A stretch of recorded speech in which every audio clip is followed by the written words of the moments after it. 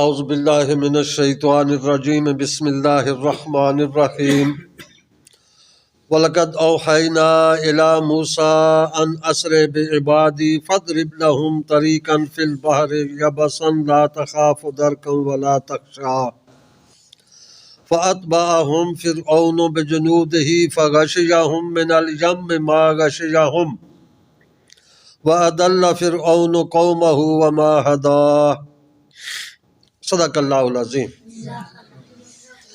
اب جس وقت بنی اسرائیل موسیٰ علیہ السلام غالب آ گئے تو رب تعالیٰ نے موسیٰ علیہ السلام کو حکم دیا کہ بنی اسرائیل کو لے کر جو ہے نا فرعون کی دست برد سے باہر نکل جاؤ۔ تو یہاں سے جو ہے نا آگے واقعہ بیان ہو رہا ہے، وَلَقَدْ أَوْحَيْنَا إِلَىٰ مُوسَىٰ، بے شک ہم نے موسیٰ علیہ السلام کی طرف وحی کی، ان اسر بعبادی، کہ میرے بندوں کو راتوں رات لے جاؤ۔ یہ اسر جو ہوتا ہے نا، اسر یہ رات کے وقت چلنا، سیر کرنا یا نکلنا ہے۔ وجر سبحان الذی اسری بعبدہ، راتوں رات اپنے بندے کو سیر کرائی۔ تو وہ یہی ہے کہ میرے بندوں کو رات کے وقت لے چلو، جس وقت رات چھایا جائے، چلنا پھرنا لوگوں کا موقوف ہو جائے، پچھلا پیر ہو جائے، عام لوگ سو جائیں۔ تو کیونکہ پہلے تو جو ہے نا ان کا وہاں سے نکلنا ہی مشکل تھا، جس وقت وہ جاگ رہے ہوں، چل پھر رہے ہوں، تو لہٰذا رات کا وقت جو ہے نا پچھلے پیر خاص کر وہ زیادہ موزوں ہوتا ہے۔ تو غلامی کی زندگی تھی ان کی، اپنی مرضی تو کر نہیں سکتے تھے، اس لیے چھپ چھپا کر انہوں نے نکلنا تھا۔ تو رب تعالیٰ فرمایا ان کو رات کو جو ہے نا نکالو یہاں سے۔ فَاضْرِبْ لَهُمْ طَرِيقًا فِي الْبَحْرِ، فَاضْرِبْ یعنی مارو، یہاں معنی ہے کہ اپنے عصا کو مارو، جو وہ معجزانہ کردار ادا کرتا تھا نا آپ کا عصا، کہ اس کو مارو، لہم یعنی کہ سمندر میں مارو، اس دریا میں۔ جس وقت چل رہے تھے نا تو کہتے ہیں کہ آگے جس وقت دریا آ گیا، سویر ہو گئی، سورج وغیرہ نکل آیا، فرعونیوں نے بھی دیکھا جی کہ کوئی نظر نہیں آ رہا ہے اسرائیلی، انہیں بھی شک پڑ گیا۔ تو وہ بھی فرعون بھی جو ہے نا کہتے ہیں کہ 7 لاکھ کا لشکر لے کر پیچھے چلا۔ تو ان کی تعداد جو ہے نا کہتے ہیں بعض 70,000 عام کہتے ہیں کہ 70,000 ان کی تعداد تھی بنی اسرائیل کی۔ تو جس وقت دریا کے کنارے پہنچے، سمندر کے کنارے بحر کلزم، وہاں پر پیچھے سے وہ بھی پہنچ گیا، اس کا لشکر سامنے نظر آ گیا۔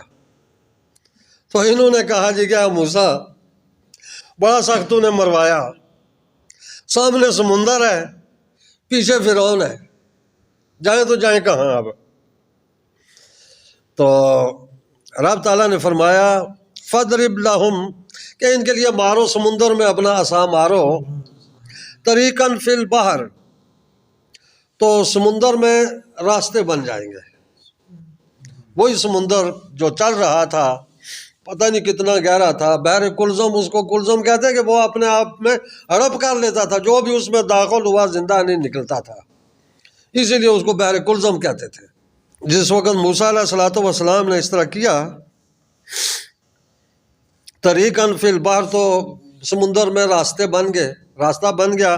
کہتے ہیں کہ وہ یبسا، خشک، یہ یبسا جو ہے نا، یبسن اس وقت ہے کہ جس جگہ پہلے پانی گزر چکا ہو نا، یہ کسی نالے وغیرہ ہوتے ہیں تو پانی کے آثار تو رہتے ہیں، پتہ چلتا ہے یہاں سے پانی کسی زمانے میں گزرا ہے، لیکن اب جگہ خشک ہے، پانی خشک ہو چکا ہے۔ یہ ایسی حالت تھی، وہ بھی راستہ، کہتے ہیں کہ وہ پیدل گئے لیکن ان کے پاؤں گیلے نہیں ہوئے، اس حالت میں انہوں نے سمندر کو طے کیا۔ وَلَا تَخَافُ دَرْكًا وَلَا تَخْشَىٰ، نہ غم کرو، درکن یہ اس کا جو ہے نا مصدر ادراک ہے، پانا، یعنی تمہیں وہ نہیں پا سکیں گے، ان کے پانے کا، ان کے پکڑنے کا خوف نہ کرو۔ ہاں، وَلَا تَخْشَىٰ، اور نہ ہی سمندر میں ڈوبنے کا خوف کرو۔ نہ فرعون کے پکڑنے کا خوف کرو اور نہ سمندر میں ڈوبنے کا ڈر رکھو، دونوں سے محفوظ رہو گے۔ تو اس طریقہ سے وہاں پر راستے بن گئے، کہتے ہیں جس در پانی تھا نا وہاں پر پیچھے والا پیچھے رک گیا، آگے والا آگے نکل گیا، بالکل دیوار کی طرح رکا ہوا کھڑا ہے۔ موسیٰ علیہ السلام بنی اسرائیل کے 70,000 یا جتنے تھے ان سب کو لے کر جو ہے نا دریا سے پار نکلنے شروع ہو گئے۔ اتنے میں پیچھے سے فرعون بھی آ گیا، تو موسیٰ علیہ السلام بنی اسرائیل کو تقریباً نصف سے آگے لے جا چکے تھے، آدھ سے۔ تو اس نے اپنے طور پر تو گھوڑے کو روکنے کی کوشش کی، لیکن بعض روایتوں میں آتا ہے جی کہ جبریل امین علیہ السلام آتے ہیں، وہ ایک گھوڑی پر سوار تھے، تو جس وقت فرعون کے گھوڑے نے اس گھوڑی کو دیکھا نا تو وہ فرعون کے اختیار سے باہر نکل گیا، وہ گھوڑی کے پیچھے بھاگ نکلا۔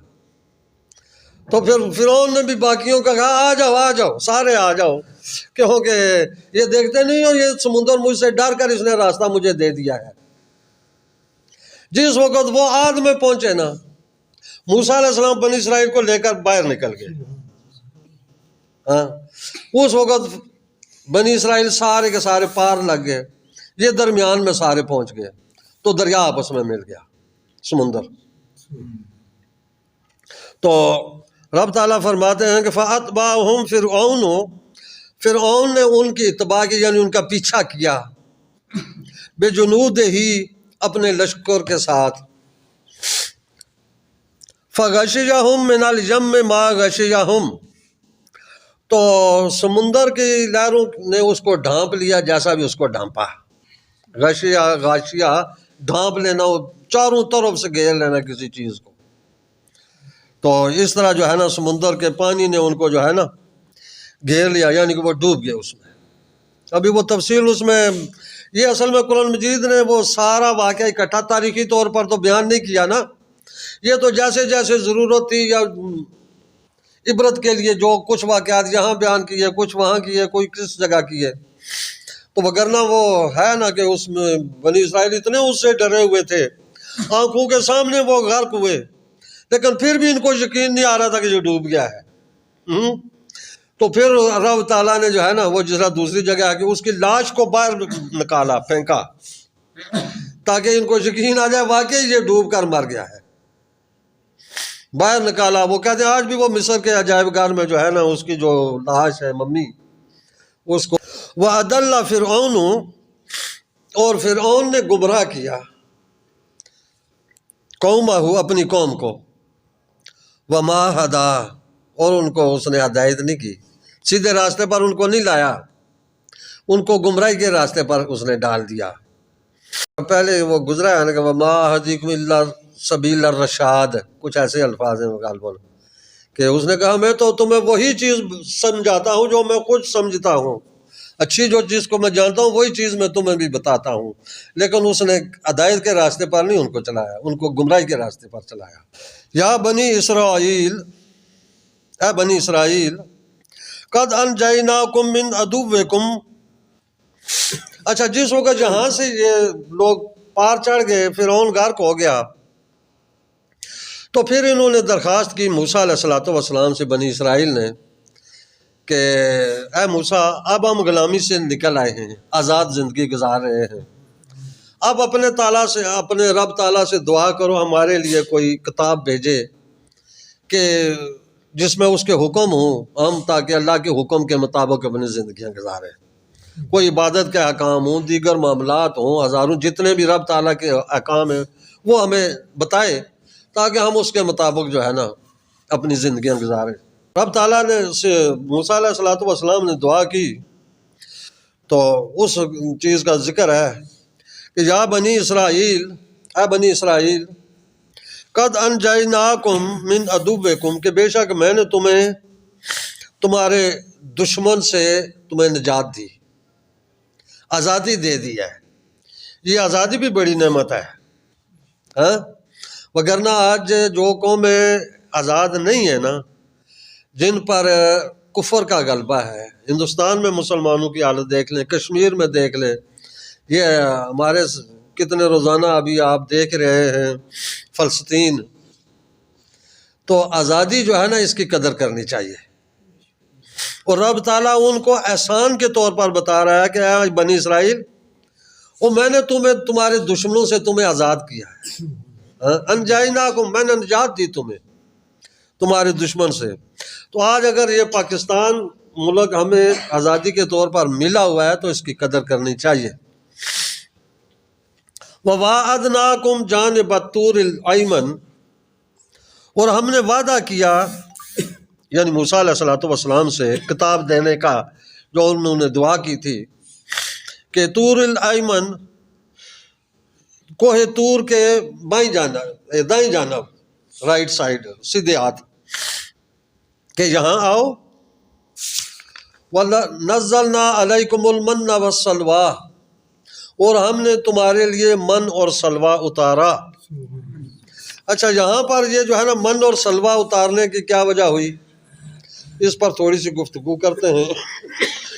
ویسے یہ تھوڑا سا ہے، لمبا واقعہ ہے، مختصر سا کرتے ہیں کہ جس وقت موسیٰ علیہ السلام جاتے ہیں نا کوہ طور پر، ساتھ وہ 70 سردار بھی جو ہے نا قوم کے بڑے بڑے جو شرفاء میں سے تھے ان کو لے کر گئے، اور 40 دن کا وعدہ تھا رب تعالیٰ کہ 40 دن یہاں اعتکاف کرو، پھر تمہیں جو ہے نا کتاب دی جائے گی. اس سے پتہ چلتا ہے کہ یہ صوفیہ کرام جو 40 دن کا چلہ کاٹتے ہیں نا، اس کی بھی کوئی اصل ہے اور اس میں بھی کوئی راز ہے. اللہ تعالیٰ نے موسیٰ علیہ السلام فرمایا کہ یہاں 40 دن کا چلہ کرو پہلے، پھر کتاب تمہیں دی جائے گی. کوئی مقام اور مرتبہ بلند دینا ہو تو پہلے چلہ کشی کی جاتی ہے. تو اس دوران پیچھے جو ہے نا قوم گمراہ ہو گئی.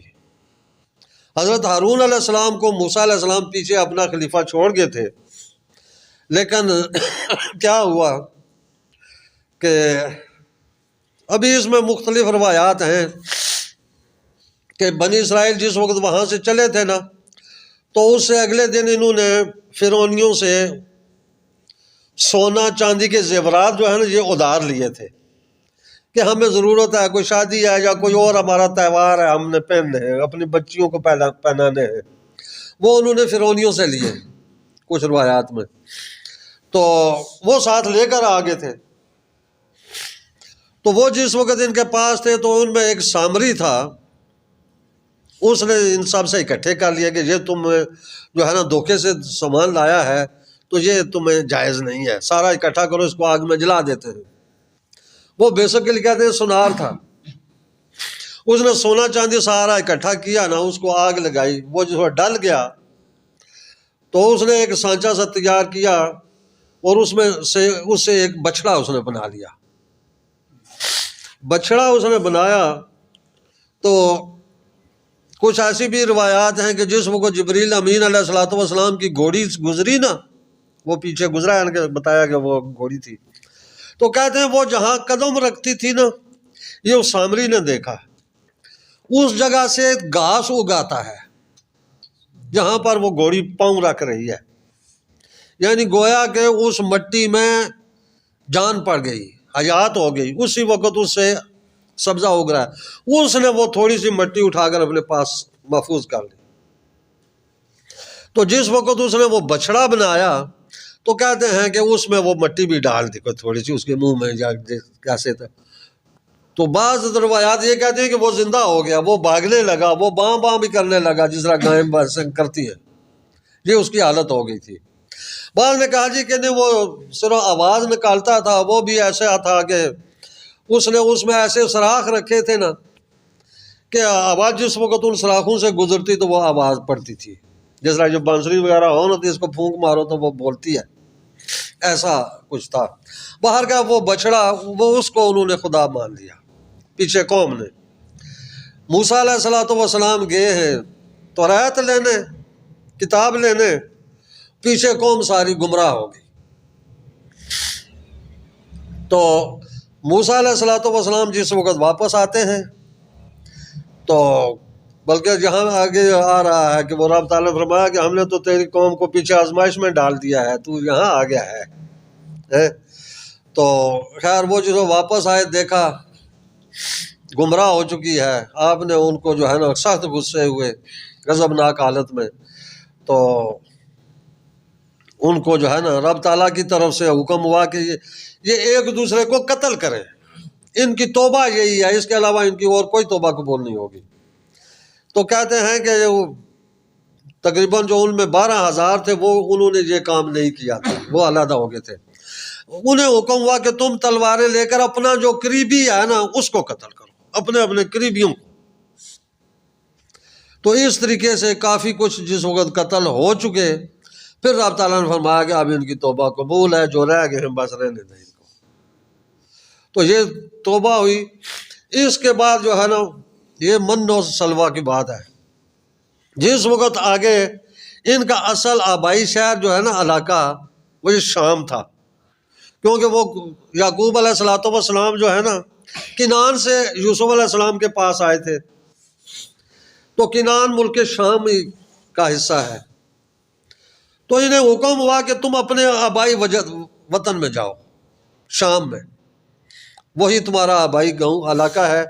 اور وہاں پر جو ہے نا وہ ایک عمالقہ قوم تھی، کہتے ہیں بڑے قداور لوگ، زبردست۔ ان کو دیکھ کر یہ ڈر گئے۔ انہوں نے کہا اے موسیٰ تو جا، اذهب انت وربک فقاتلا انا ہاہنا قاعدون، کیا موسیٰ تو جا اور تیرا رب جائے، دونوں جو کر لڑو، ہم نہیں لڑتے ہیں، ہم یہاں بیٹھ کر تماشا دیکھتے ہیں۔ تو اس کے عوض رب تعالیٰ نے ان پر عذاب نازل کیا، اور ایک تہیہ کی وادی تھی، میدان تھا، اس میں یہ 40 سال بس وہاں ہی گھومتے رہے، بیل کولو کے بیل کی طرح ہی۔ صبح سویرے سفر پر نکلتے نا تو پھر کا سارا دن چل چل کر شام کو پھر اسی جگہ ہی ہے۔ اسی طرح 40 سال اس طرح انہوں نے کیا۔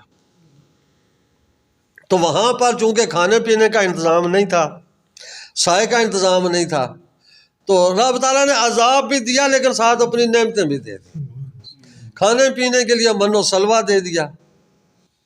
من و سلوہ یہ ہے جی کہ من جو ہے نا کہتے ہیں کہ یہ پرندہ تھا بٹیر کی طرح، بٹیر ہی سمجھ لیں، تو بٹیرے ان کے پاس، بعض روایتوں میں تو ہے کہ پکے پکائے آتے تھے، تو بعض میں ہے کہ وہ زندہ آتے تھے، یہ خود ان کو ذبح کر کے پکا لیتے تھے۔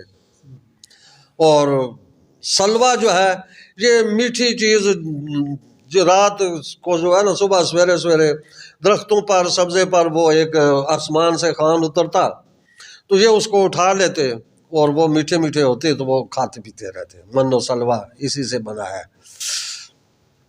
تو آگے اور بھی انشاءاللہ اس پر جو ہے نا مزید کل آگے چلیں گے۔ تو دعا ہے کہ اللہ تبارک و تعالیٰ اپنے احکامات پر عمل کرنے کی توفیق عطا فرمائے۔